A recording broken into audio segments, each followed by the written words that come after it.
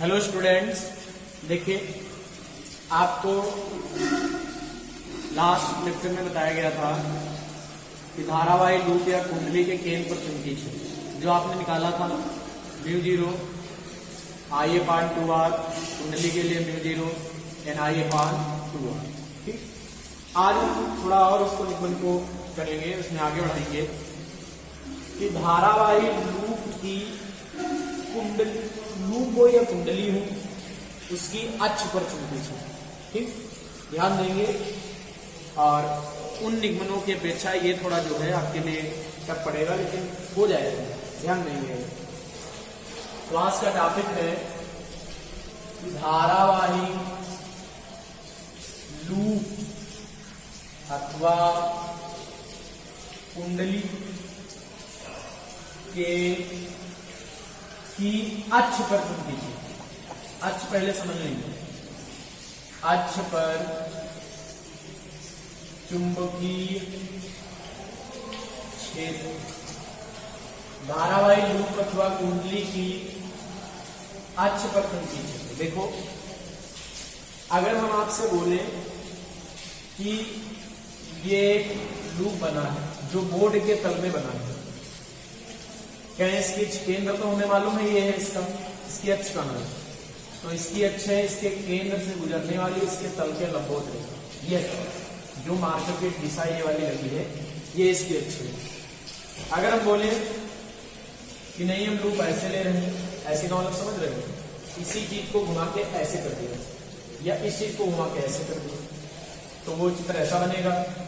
तब इसकी अक्ष, अगर आप इसको घुमाकर ऐसे कर देंगे तो इसकी अक्ष ये आ जाएगी, ये आ जाएगी, तो इसकी अक्ष वही ये हो जाएगी। तो आपको क्या करना है, इसके अक्ष पर यहां कहीं चुंबकीय क्षेत्र कैलकुलेट करना है। ठीक, अक्ष समझ गए। अगर ऐसे लूप आपको दिया गया तो अक्ष इसके केंद्र से उसके तल के लंबवत होगी। हमेशा ध्यान रखना कि कोई भी लूप, रिंग, वलय जो भी है, इनकी जो अक्ष होती है इनके केंद्र से गुजरती है और इनके तल के क्या होती है, लंबवत होती है। ठीक, तो करेंगे क्या कि मान लीजिए एक धारावाही लूप है, ठीक, जिसकी त्रिज्या r है। यहां पर लिखेंगे माना एक धारावाही लूप, ठीक, माना एक धारावाही लूप जिसकी त्रिज्या r है, जिसकी त्रिज्या r है, स्मॉल r मान लो, ठीक है, r है, तथा उसमें I धारा प्रवाहित हो रही है, तथा उसमें धारावाही लूप है। देखो, लूप के कारण निकालेंगे, कुंडली के लिए एरोस की संख्या से गुणा कर देंगे, तथा उसमें I धारा प्रवाहित हो रही है। ठीक, लूप के केंद्र, लूप का केंद्र O मानेंगे, केंद्र O से x दूरी पर स्थित, x दूरी पर स्थित बिंदु P पर चुंबकीय क्षेत्र ज्ञात करेंगे। बिंदु P पर चुंबकीय क्षेत्र ज्ञात करना है। याद रखना, एक लूप हमने माना है जिसकी त्रिज्या r है, उसमें I धारा प्रवाहित हो रही है, केंद्र O से x दूरी पर स्थित बिंदु P पर हमें चुंबकीय क्षेत्र निकालना है। चलिए लूप देखिए, लूप को अगर आप ऐसे बनाएंगे तल में, तो फिर इसकी अक्ष तो ऐसे आएगी, तो फिगर नहीं दर्शा पाएंगे। लूप को यदि बोर्ड के तल में बनाओगे तो इसकी अक्ष केंद्र से ऐसे दिखेगी। तो इसको क्या किया हमने कि ये जो लूप लिया था ऐसे, इसको ऐसे नहीं, इसको ऐसे बना दिया। जब इसको आप ऐसे बनाएंगे इससे कुछ इस प्रकार से प्राप्त होगा कि नहीं? मतलब इसी चीज को हमने ऐसे घुमा दिया और जब बोर्ड के तरफ से इसको बनाएंगे तो वो आपका इस प्रकार से बनेगा।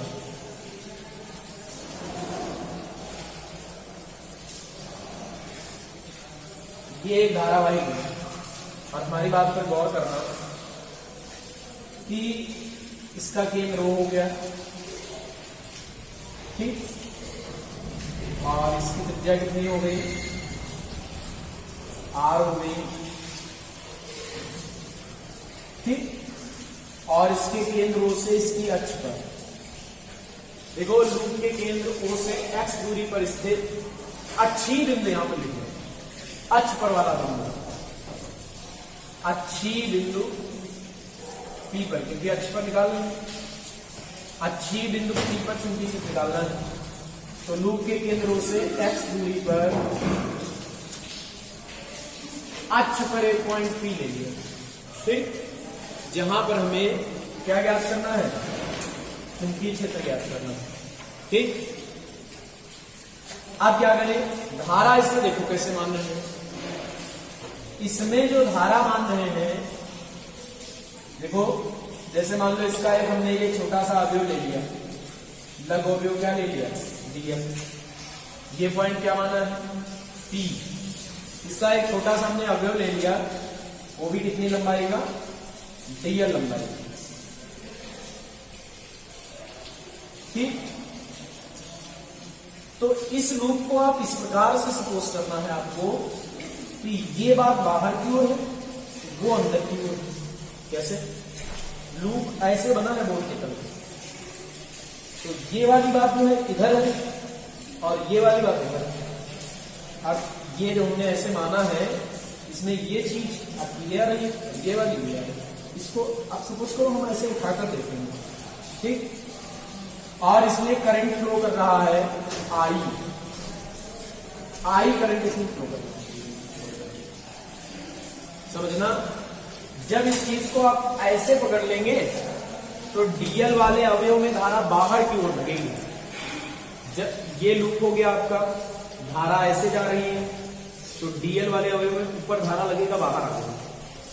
लेकिन अगर हम छोटा सा अवयव यहां पर ले लें, उसकी भी लंबाई डीएल हो, इसमें धारा लगेगा अंदर की ओर जा रही, ऐसे धारा आएगी, और ये चूंकि ऐसी स्थिति में है तो इसमें धारा अंदर की ओर, बस इतना समझना। और मान लीजिए कि इस अवयव की बिंदु P से दूरी है R, ठीक, मतलब जो अवयव हमारा लिया गया है, ये दूरी हमारी कितनी है, R, ठीक। सपोज करो ये कोण हमने मान लिया अपनी सुविधा के लिए थोड़ा अल्फा, ठीक। भाई धारा समझ लेना, अवयव ऊपर वाले अवयव डीएल में धारा क्या है, ऊपर वाले अवयव डीएल में धारा बाहर की ओर आ रही है, नीचे वाले अवयव में धारा अंदर की ओर। ये चीज कैसे समझेंगे, इसको ऐसे पकड़ लो, ऐसे घुमा लो, सब समझ में आ जाएगा। इसमें धारा बाहर की ओर लगेगी और नीचे वाले में अंदर की ओर लगेगी, ठीक। फिर अच्छा, इसके बाद क्या हुआ कि लघु अवयव डीएल के कारण बिंदु P पर चुंबकीय क्षेत्र उत्पन्न होगा। और देखो एक मुख्य बात, अगर हम लूप का आधा भाग लें तो शेष आधे भाग के प्रति वो सममित होगा। जैसे लूप का ये अवयव डीएल लिया तो इसके संगत ये इसका अवयव डीएल हो गया। अगर हम लूप में यहां पर डीएल अवयव लेते तो उसके संगत यहां पर डीएल होता। मतलब आधे भाग को अगर डीएल डीएल अवयव में विभाजित करें तो उसका शेष आधा भाग भी उसके संगत डीएल अवयव में होगा, उसके अपोजिट अवयव होगा। तो लघु अवयव डीएल के कारण बिंदु P पर कम चुंबकीय क्षेत्र, कौन से अवयव के कारण, ऊपर वाले के कारण, ठीक। लिखेंगे कि लघु अवयव डीएल के कारण बिंदु P पर उत्पन्न चुंबकीय क्षेत्र। बायो-सेवर्ट का नियम, बायो-सेवर्ट का नियम कहता है dV equal to mu naught upon 4 pi ideal sine theta बटे आर स्क्वायर। तो क्या आएगा, dV equal to mu naught upon 4 pi I DL sine theta.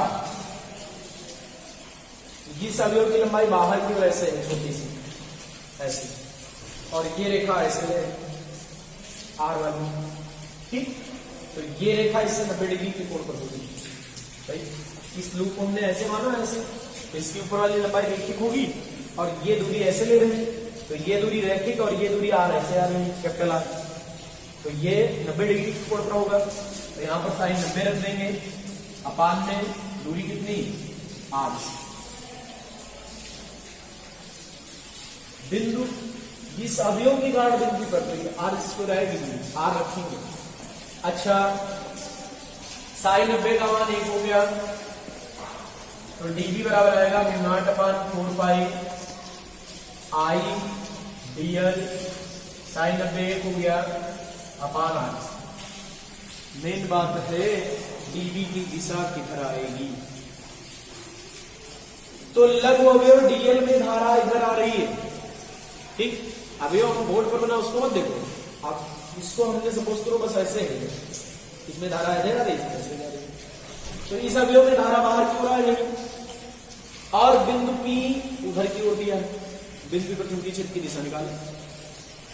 दाएं हाथ की हथेली का नियम नंबर 1, अंगूठा अवयव में धारा की दिशा में, इसमें धारा बाहर की, अंगूठा धारा की दिशा में।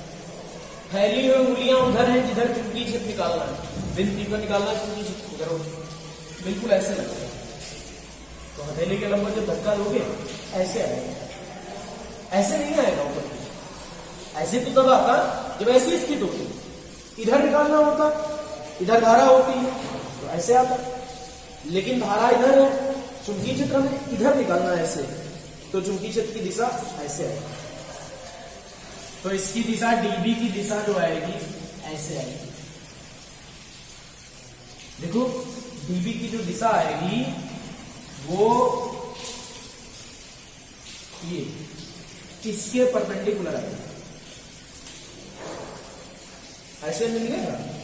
ये धारा हो गई, ये आर हो गया चित्र के अनुसार, और इसके लंबवत जब लोगे तो आर के लंबवत तो आएगा नहीं, अवयव में धारा बाहर की हो, और ये हो गई ये वाली कैपिटल आर ऐसे, और इसके परपेंडिकुलर जब जाओगे तो आर के परपेंडिकुलर जाओगे, तो इसकी दिशा dV की दिशा जो होगी आर के परपेंडिकुलर होगी।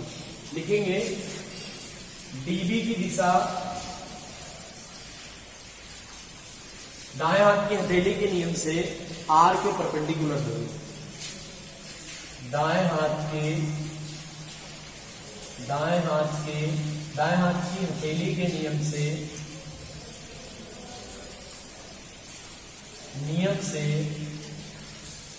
आर के क्या होगी, लंबवत होगी, ठीक, आर के लंबवत कर दी। चलो अब जरा ये जो देखो, इसको अवयव को मान ले, ये भी मान ले अवयव, इसको a डैश b डैश मान ले अवयव, AB अवयव के कारण चुंबकीय क्षेत्र आर के लंबवत ऐसे आएगा।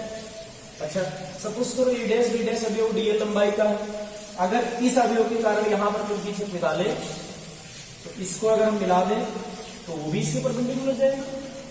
उसमें धारा किधर होगी, उसमें धारा, इसमें धारा है अंदर की ओर, चुंबकीय क्षेत्र ऐसे ऐसे। देखो इसको अगर हम मिला दें, मान लो ये मिला दिया, ठीक, और इस अवयव में धारा अंदर की ओर है, P पर निकालना चुंबकीय क्षेत्र, तो नियम ऐसे लगेगा, कैसे लगेगा, धारा किधर है अंदर की ओर ऐसे, बिंदु P की ओर उंगलियां हो, तो जब हथेली के लंबवत धक्का मारोगे ऐसे धक्का लगेगा, ऐसे नहीं लगेगा, ऐसे धक्का लगेगा, और ऐसे अगर धक्का लगेगा तो इसकी भी दिशा जो होगी dV की वो इस वाली आर के परपेंडिकुलर होगी, इसके परपेंडिकुलर होगी dV की दिशा, इसके कारण अब ऐसे लूप में अगर आपने एक अवयव यहां लिया, एक अवयव यहां लिया, तो एक के कारण दिशा एक और एक के कारण दूसरी हो। चलिए डीबी के दो घटक करेंगे। देखो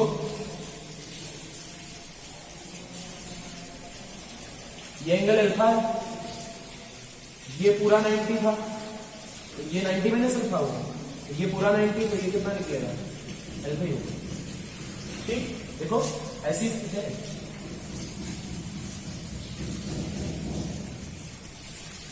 ये 90 है, ये अल्फा है, और ये पूरा 90 है। ठीक, तो इतना कोण जो होगा ये वाला 90 माइनस अल्फा, तो ये अपने आप अल्फा निकलेगा। अच्छा, अगर वो अल्फा है तो इधर भी अगर नीचे निकाले, ये भी तो अल्फा ही आएगा, ये अल्फा, ये डीबी का एक घटक इधर आएगा, डीबी कॉस अल्फा, एक घटक इधर आएगा, डीबी साइन अल्फा। डीबी, इस वाले डीबी का एक घटक इधर क्या आएगा, डीबी कॉस अल्फा, इधर क्या आएगा, डीबी साइन। जब हमने एक छोटा भी ऊपर लिया, एक नीचे लिया, एक इधर ले, एक इधर ले, तो डीबी साइन अल्फा तो हर बार उधर ही जाएंगे, लेकिन dB cos alpha, cos alpha जो है एक दूसरे के अपोजिट है, सब डीबी कॉस अल्फा करते हैं। तो डीबी कॉस अल्फा को दो घटकों में विभाजित करते हैं, घटक डीबी साइन अल्फा, घटक डीबी कॉस अल्फा। सभी डीबी कॉस अल्फा इस प्रकार होते हैं कि वे एक दूसरे से निरस्त हो जाते हैं और डीबी साइन अल्फा जुड़ते चले जाते हैं। सब डीबी साइन अल्फा जोड़ देते हैं। ठीक, फिर से देखो, हमने पूरा ऊपर वाला सिस्टम इतना बनाया था, यही बात नीचे वाले के लिए भी होगी। तो जब यही बात नीचे वाले के लिए है, तो डीबी का घटक डीबी कॉस अल्फा पर निरस्त हो जाएगा। ऐसे अगर हम यहां और यहां अगर कोई ले अवयव, तो डीबी कॉस अल्फा जो निकलेगा, एक का ऊपर आएगा या उधर आएगा, अंदर की ओर, तो एक का बाहर की ओर आएगा, लेकिन डीबी साइन अल्फा उधर, डीबी साइन अल्फा हर बार मिलेगा। तो लिखेंगे डीबी के दो घटक करते हैं, डीबी कॉस अल्फा तथा डीबी साइन अल्फा। ठीक, लिखेंगे सभी DB sine DB cos alpha, केवल हमने दो अवयव के लिए दिखाया है, ऐसे इसमें असंख्य अवयव एक दूसरे के अपोजिट होंगे, ये बहुत छोटा है। सभी डीबी कॉस अल्फा एक दूसरे से, या सभी डीबी अल्फा इस प्रकार होते हैं कि वे एक दूसरे को निरस्त कर देते हैं। सभी डीबी कॉस अल्फा इस प्रकार होते हैं, इस प्रकार होते हैं कि वे एक दूसरे को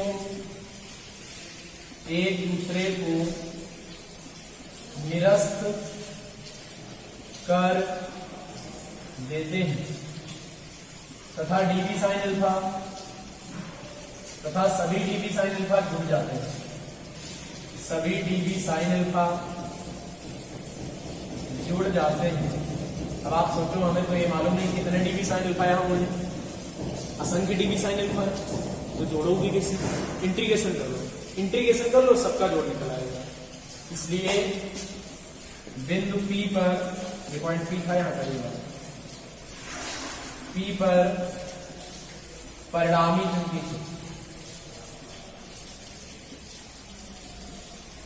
चुंबकीय क्षेत्र क्या निकलेगा? B equal to integration dB sine alpha. ठीक, बस यहीं तक पहुंचाना हमने। यहां पर बहुत समझने वाली बात है, ऊपर वाले ए बी अवयव में धारा बाहर आ रही है और अंदर वाले ए बी अवयव में धारा ए डैश बी डैश में अंदर जा रही है। तो अब इसको सपोज कर सकते हो आप कैसे लिया होगा, हमने ऐसे लिया और धारा की दिशा ऐसे मान, तभी तो इसमें ऊपर इधर आ रही है, नीचे जा रही है। दिशा निकालेंगे, डीबी की दिशा समझ लीजिए। डीबी की जो दिशा होगी वो इस आर के लंबवत होगी। ये आर अगर इस वाली अक्ष से अल्फा कोण बनाए तो इसके घटक निकालेंगे, डीबी का सूत्र डीबी साइन अल्फा। फिर इसी प्रकार का एक अवयव नीचे लेते हैं, उसकी भी दूरी आ रही है, उसके कारण डीबी अल्फा कोण पर निकलेगा। और उसके भी 2 घटक करिए, dB cos alpha dB sine alpha, dB cos alpha करिए और डीबी साइन अल्फा जोड़िए। ऐसे ही इसके बहुत सारे अवयव होंगे, सबके कारण डीबी कॉस अल्फा निरस्त हो जाएगा और सबके कारण dB cos alpha sine alpha जुड़ जाएगा। तो इसीलिए बिंदु पर परिणामी चुंबकीय क्षेत्र integration of dB sine alpha. ठीक, क्या करेंगे, डीबी का मान रखें, डीबी का मान कहां गया, μ0/4 पाई आई dl अपान आर स्क्वायर और इंटू साइन अल्फा।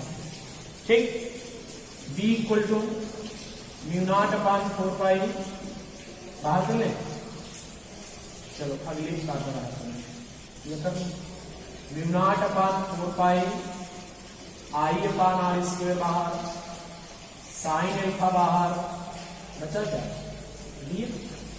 dl किसकी लंबाई है, लूप की छोटी सी लंबाई है और छोटी सी लंबाई का अगर समाकलन कर दें तो लूप की पूरी लंबाई मिल जाएगी और लूप की पूरी लंबाई यदि r त्रिज्या का लूप है तो लंबाई होगी 2πr।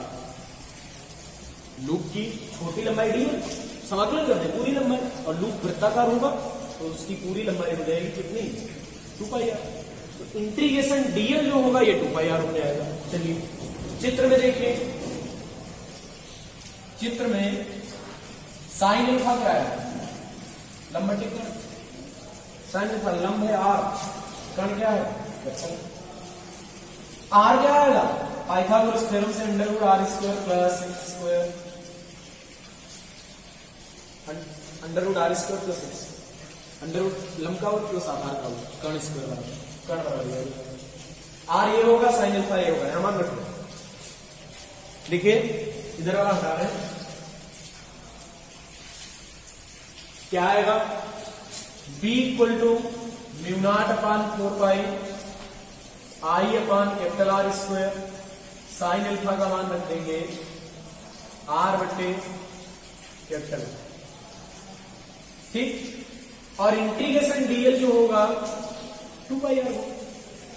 क्या आया, b इक्वल टू μ0, 2 से 2 बार कर दिया, पाई से पाई कट गया, आई आर आर का गुणा आर स्क्वायर हो गया, बटे में क्या है 2r3, 2 तो बचा है, आर क्यों हो गया, आर का मान कितना है, √r² plus x square, are का मान रख लें μ0 I R square upon 2, R का मान कितना, आर का मान है √r² प्लस x स्क्वायर, इसकी पावर कितनी 3। देखो अंडर रूट का अर्थ है पावर आधी, है ना, तो आधी के ऊपर है 3 तो हो गए 3/2। तो b इक्वल टू आ गया μ0 I R square upon 2 r² plus x square की पावर 3/। यही चूंकि क्षेत्र का मान है लूप का, x इसके केंद्र से बिंदु P की दूरी है, r क्या रेडियस लूप की।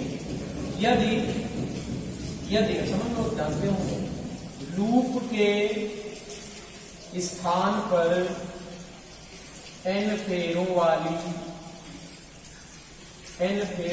क्वाइल हो, कुंडली, तो मालूम क्या है, तो b इक्वल टू n गुना हो जाएगा μ0 n I R square upon 2 r² plus x square की पावर 3/2। अगर लूप के स्थान पर n फेरों वाली कुंडली है तो उसकी अक्ष पर चुंबकीय क्षेत्र निकलेगा b equal to μ0 n I R square upon में 2r² प्लस x स्क्वायर की पावर कितनी 3/2। अच्छा, लूप के केंद्र से x दूरी थी, मतलब कुंडली के केंद्र से x दूरी है अक्ष पर। अगर हम x का मान 0 कर लें तो कहां होंगे, सोचो, अगर हम केंद्र से बिंदु P की दूरी को 0 कर दें तो केंद्र पर तो रहेंगे। अगर केंद्र से मान ले बिंदु P की दूरी 0 है तो x का मान 0 लिखेंगे। देखना, कुंडली के केंद्र पर, कुंडली के केंद्र पर x इक्वल टू 0, अगर x इक्वल टू 0 होगा तो b इक्वल टू क्या आएगा, mu naught N I R square upon 2 R square plus 0 का स्क्वायर की पावर 3/2। क्या आया, mu naught N I R square upon 2 R square की पावर 3/2, आर स्क्वायर स्क्वायर की पावर 3/2। तो ये 1.5 का मतलब 1.5 दूना 3 हो जाएगा, 2 कट जाएगा 3 आएगा, नीचे आर क्यूब आया, 2 आर कट जाएंगे तो b इक्वल टू आ जाएगा म्यू नॉट एन आई अपॉन कितने आर 2 आर। यही तो कुंडली का कार्ड केंद्र पर निकाला। इसका अर्थ हुआ कि हम अगर उसकी अक्ष पर चुंबकीय क्षेत्र निकाल लें तो केंद्र पर के लिए x का मान 0 रख लें और केंद्र पर हमें चुंबकीय क्षेत्र का मान ज्ञात हो जाएगा। ठीक, याद रखिए केंद्र पर चुंबकीय क्षेत्र, समझ गए केंद्र पर कैसे निकलेगा, x का मान 0 रख दो इस वाले व्यंजक में, केंद्र पर चुंबकीय क्षेत्र। ठीक, ये तो बात हो गई। अब सवाल इसके होंगे तो उसमें x का मान दिया होगा, त्रिज्या दी होगी, मेरे दी होंगे, धारा होगी, b का मान निकालते हैं, फार्मूला बेस में तो होंगे, कोई कठिन काम नहीं। ठीक, देखिए आप लोगों ने पढ़ा था कि अगर हम कहीं पर आवेश रख दें, आवेश रख दें तो वो अपने चारों ओर वैद्युत क्षेत्र उत्पन्न करता है, मालूम है। यदि हम किसी बिंदु पर कोई चार्ज रख दें तो वो अपने चारों ओर एक इलेक्ट्रिक फील्ड जनरेट करता है, उत्पन्न करता है। ये अपने चारों ओर वैद्युत क्षेत्र उत्पन्न करेगा, इससे आर दूरी पर वैद्युत क्षेत्र चारों ओर इसके होगा, आर दूरी पर वैद्युत क्षेत्र की equal to 1/4 pi sine naught q पान आर स्क्वायर। ये आप लोगों ने पढ़ा था, याद है। अब आपके पास यहां पर क्या आएगा, चुंबकत्व में, चुंबकत्व का मतलब धारा हो। चुंबकत्व तभी आता है जब करंट कहीं पर कैसे भी हो, और करंट तभी उत्पन्न होता है जब आवेश का फ्लो होता है। बिना आवेश के बहे करंट उत्पन्न नहीं होगा। आवेश जब तक नहीं चलेगा तब तक धारा का प्रवाह नहीं होगा। अगर हम इस आवेश को गतिमान कर दें तो एक आभासी धारा मान सकते हैं, उसके साथ में आवेश को गतिमान कर दें। और अगर धारा आभासी धारा मान सकते हैं तो उस धारा के कारण एक चुंबकीय क्षेत्र उत्पन्न होगा, उसकी गणना करनी है। तो टॉपिक आपका रहेगा कि गतिमान आवेश के कारण उत्पन्न चुंबकीय क्षेत्र, गतिमान आवेश के कारण उत्पन्न चुंबकीय क्षेत्र। एक स्थिर आवेश अपने चारों ओर वैद्युत क्षेत्र उत्पन्न करता है, जबकि एक गतिमान आवेश वैद्युत क्षेत्र के साथ साथ चुंबकीय क्षेत्र भी उत्पन्न करता है। ठीक, लिख देंगे। एक स्थिर आवेश अपने चारों ओर वैद्युत क्षेत्र उत्पन्न करता है, वैद्युत क्षेत्र उत्पन्न करता है, जबकि एक गतिमान आवेश वैद्युत क्षेत्र के साथ साथ चुंबकीय क्षेत्र भी उत्पन्न करता है।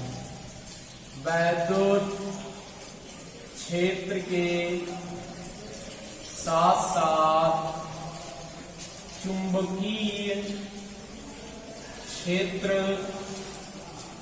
भी उत्पन्न करता है। याद रखना, कभी पूछा जाए गतिमान आवेश क्या करेगा, गतिमान आवेश वैद्युत क्षेत्र और चुंबकीय क्षेत्र दोनों क्रिएट करेगा, स्थिर आवेश केवल वैद्युत क्षेत्र उत्पन्न करेगा। तो आपको ये याद करना, अगर कोई आवेश किसी वेग से चल रहा हो तो क्या चुंबकीय क्षेत्र का मान निकलेगा। जैसे कहां पर आवेश चलता है, नाभिक के चारों ओर इलेक्ट्रॉन गति करता है, इलेक्ट्रॉन एक ऋणावेशित कण है, तो ये चुंबकीय क्षेत्र उत्पन्न करेगा, इनमें से कुछ दूरी केंद्र पर उत्पन्न करेगा। ठीक, ऐसे ही जैसे मान लीजिए कि किसी बिंदु के चारों ओर कोई आवेश घूम रहा हो, चुंबकीय क्षेत्र उत्पन्न करेगा।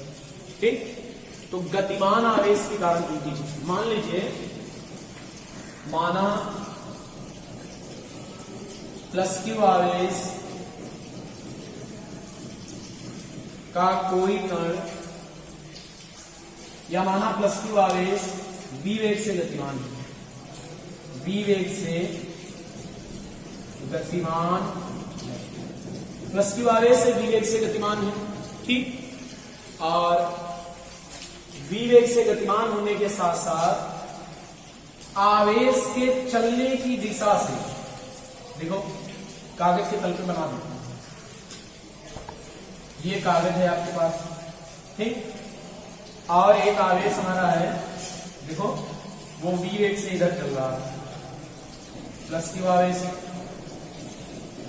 और इसके चलने की दिशा से थीटा कोण पर हमने एक बिंदु मान लिया P, यहां पर हमें कुछ निकालना है। आवेश किधर चल रहा है? उधर। तो धनावेश की दिशा में धारा मानते हैं, धारा इधर जा रही है, बिंदु P इधर है, तो चुंबकीय क्षेत्र इसके लंबवत बाहर की ओर है, बाहर की ओर रेखा खींचने की, कैसे खींचेंगे? नहीं खींच पाएंगे ना, तो इसलिए बाहर की ओर रेखा नहीं खींच पाएंगे, तो ऊपर की ओर दिखा देंगे, ये बिंदु। कैसे? आवेश ऐसे जा रहा था, तो धनावेश की दिशा में धारा मानते हैं, तो धारा ऐसे हो गई। चुंबकीय क्षेत्र बिंदु P पर निकालना है, तो बिंदु P की ओर उंगली कर दी, तो इसके लंबवत धक्का देने की दिशा किधर आएगी? बाहर की। तो बाहर की ओर इसमें एक लाइन खींचेंगे लेकिन दिखेगी नहीं, इसलिए बोर्ड के तल पर खींचेंगे या कागज के तल पर खींचेंगे, ठीक। माना प्लस क्यू आवेश v वेग से गतिमान है, आवेश के चलने की दिशा से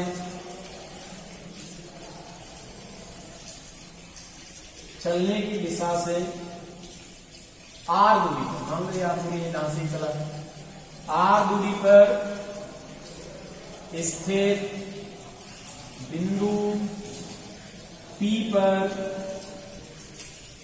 आवेश के चलने की दिशा से, यहां पर लिख देते हैं थीटा कोण, चलने की दिशा से थीटा कोण r दूरी पर स्थित, r दूरी पर स्थित बिंदु P पर चुंबकीय क्षेत्र ज्ञात करना है, ठीक। क्या करें? माना आवेश प्लस क्यू डेल्टा टी समय में डेल्टा एल दूरी तय करता है, चला ठीक, तो डेल्टा टी समय में बहुत छोटी सी दूरी चला, मान लो डेल्टा एल दूरी चला, लिखेंगे माना आवेश प्लस क्यू डेल्टा टी समय में एल दूरी तय करता, बहुत छोटी दूरी डेल्टा एल है, थोड़ा सा बस चल पाया। अच्छा, जब ये थोड़ा सा चला तो इसके साथ एक से धारा कनेक्ट है, और धारा के साथ थोड़ा चला तो एक लघु अवयव बन गया, जैसे इसमें थोड़े समय में डेल्टा एल दूरी चल रही है, ऐसे चल, तो इसके अकॉर्डिंग कुछ धारा चली होगी, और उसके कारण ये डेल्टा एल एक धारावाही अल्पांश बन गया, और धारावाही अल्पांश के कारण चुंबकीय क्षेत्र निकलता है बायो सेवर्ट के से। तो डेल्टा एल दूरी तय करता है, तो आपने भी पढ़ा है दूरी बराबर चाल गुणे क्या समय से। दूरी कितनी? डेल्टा एल, चाल कितनी? v चाल से चला था, समय कितना लगा? डेल्टा टी, यहां से v का मान क्या आएगा? डेल्टा v बराबर क्या आएगा? कुछ भी है, कैसे तो फिर v डेल्टा टी हो गया। अब डेल्टा एल एक छोटा सा अल्पांश बन गया, तो डेल्टा एल अल्पांश के कारण बिंदु पर चुंबकीय क्षेत्र लिखेंगे, डेल्टा एल अल्पांश के कारण बिंदु P पर चुंबकीय क्षेत्र बायो सेवर्ट का। अब ये टोटल चुंबकीय क्षेत्र निकलेगा, इसलिए dB और डेल्टा भी निकलेगा, सीधे भी लिख लेंगे, mu naught upon 4 pi I delta L sine theta upon क्या होगा? R square. देखो धारा भी निकाल लें, जब आवेश प्लस क्यू डेल्टा टी समय तक चला तो धारा क्या आएगी? धारा आई बराबर क्यू अपॉन डेल्टा, धारा I Q upon delta T हो जाएगी, ठीक। डेल्टा टी समय तक चला क्यू आवेश, तो धारा आई बराबर क्यू अपॉन डेल्टा टी। रख लो यहां पर दोनों मान, b b equal to mu naught upon 4 pi i का मान q upon delta t, delta l का मान b delta t, sine theta का मान थीटा ही है, अपान में कितना r square, delta t cut गया, b बराबर क्या आया mu naught upon 4 pi qb sine theta बट्टे r।